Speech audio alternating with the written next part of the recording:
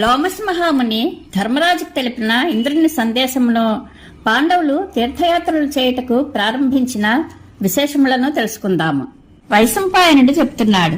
జనమేజయ, పాండవులు, బ్రాహ్మణులు, సేవకులు అందరూ లోమస మహాముని ఆదర సత్కారాలలో లగ్నమయ్యారు. యుధిష్ఠిరుడు, మీ శుభాగమనానికి కారణమేమిటి అని అడిగాడు. లోమసుడు ఆనందంగా ప్రేమపూర్వకంగా, పాండునందన, నేను స్వచ్ఛందంగానే స్వేచ్ఛగా అన్ని లోకాలు తిరుగుతూ ఉంటాను. ఒకసారి నేను ఇంద్రసభకు వెళ్ళినప్పుడు అక్కడ ఇంద్రుని అర్ధసింహాసనం మీద మీ తమ్ముడు అర్జునుడు కూర్చుని ఉండడం చూశాను.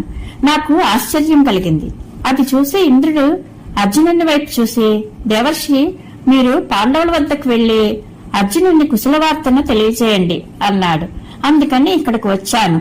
మీ మేలు కోరి నేను చెప్పబోయేది సావధానంగా వినండి. మీ అనుమతితో వెళ్లిన అర్జునుడు శివుని అనుగ్రహం వలన అస్త్ర విద్యను సంపాదించాడు. అమృతం నుండి పొందిన దానిని శివుడు ప్రయోగోపసంహారాలతో అర్జునునికి నేర్పాడు.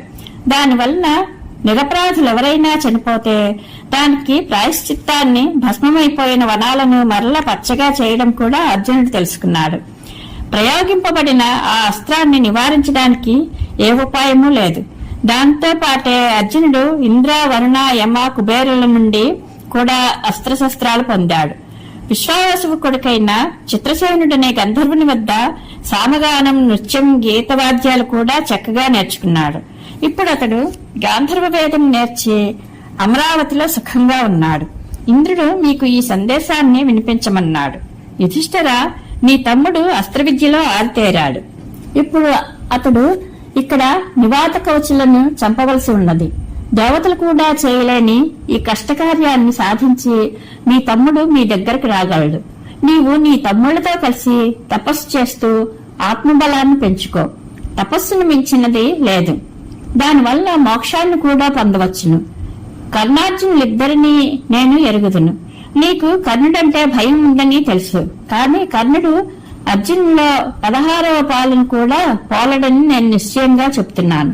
తీర్థయాత్రలు చేయాలనే నీ మనసులోని కోరిక తీరడానికి లోమస మహాముని తోడుపడగలడు. ఈ రీతిగా ఇంద్ర సందేశం వినిపించి లోమసుడు, యుధిష్ఠిర, అప్పుడే అర్జునుడు కూడా తపోధన, మీరు ధర్మరహస్యాలు తెలిసినవారు, తపస్సులు. రాజధర్మం గాని మానవ ధర్మం గాని మీకు తెలియనిది లేదు. కాబట్టి ధర్మరాజుకు ధర్మాన్ని సంపాదించుకునే ఉపదేశం చేయండి. మీరు పాండవులచే తీర్థయాత్రలు చేయించి వారి పుణ్యం వృద్ధి పొందేలా చేయండి అని నన్ను ప్రార్థించాడు. కాబట్టి ఇంద్రార్జునులు పురికొల్పినట్లుగా నేను మీతో తీర్థయాత్రలు చేయిస్తాను. నేను ఇది వరకు 2 సార్లు తీర్థయాత్రలు చేశాను. ఇది 3వసారి అవుతుంది.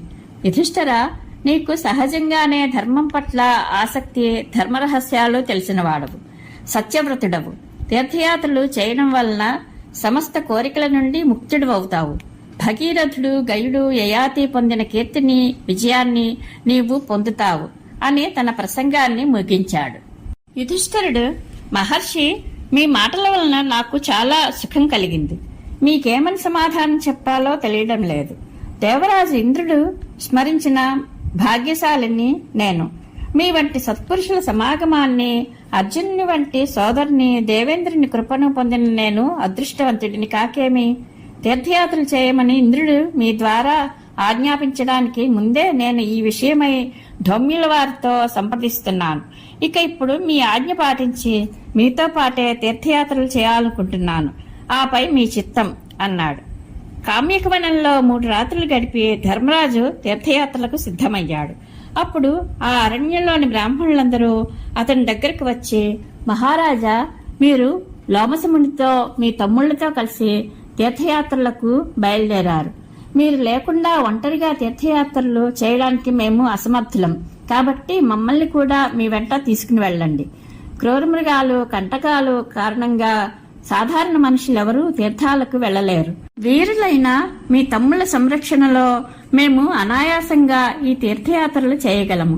బ్రాహ్మణులంటే మీకు స్వాభావిక భక్తి కనుక మేము మీతో పాటే ప్రభాసాది తీర్థాలు, మహేంద్రాది పర్వతాలు, గంగాది నదులు, అక్షయవటాది వృక్షాలు చూచి తరిస్తాము అని ఆదరపూర్వకంగా అడగగానే యుధిష్ఠిరుడు ఆనందాశ్రువులలో ఓలలాడుతూ సరే అన్నాడు. ఇలా ధర్మరాజు లోమసుని ధౌమ్యుని అనుమతి తీసుకుని ద్రౌపదితో తమ్ముళ్లతో తీర్థయాత్రలు చేయాలని సంకల్పించుకోగానే వ్యాస భగవానుడు దేవర్షులైన పర్వతనారదులు వారి నుండి మాట తీసుకోవడానికి అక్కడకు వచ్చారు. యుధిష్ఠిరుడు వారినందరినీ యథాశాస్త్రంగా పూజించాడు. వారు శరీరం మనస్సు కూడా పరిశుద్ధమై ఉండాలి. మనశ్శుద్ధియే సంపూర్ణ శుద్ధి కనుక మీరు ఇప్పుడు ఎవరి మీద ద్వేషబుద్ధి లేక అందరి పట్ల మిత్రబుద్ధితోనే ఉండాలి. అలా ఉంటే మీకు మానసిక శుద్ధి కలుగుతుంది. అప్పుడు తీర్థయాత్ర చేయండి అన్నారు.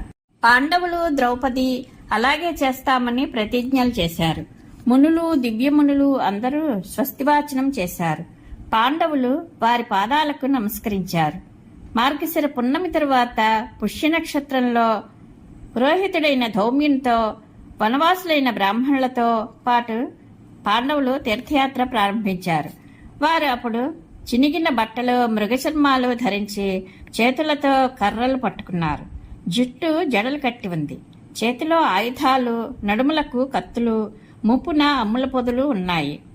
ఇంద్రసేనాది సేవకులు వెనుక నడుస్తూ ఉన్నారు.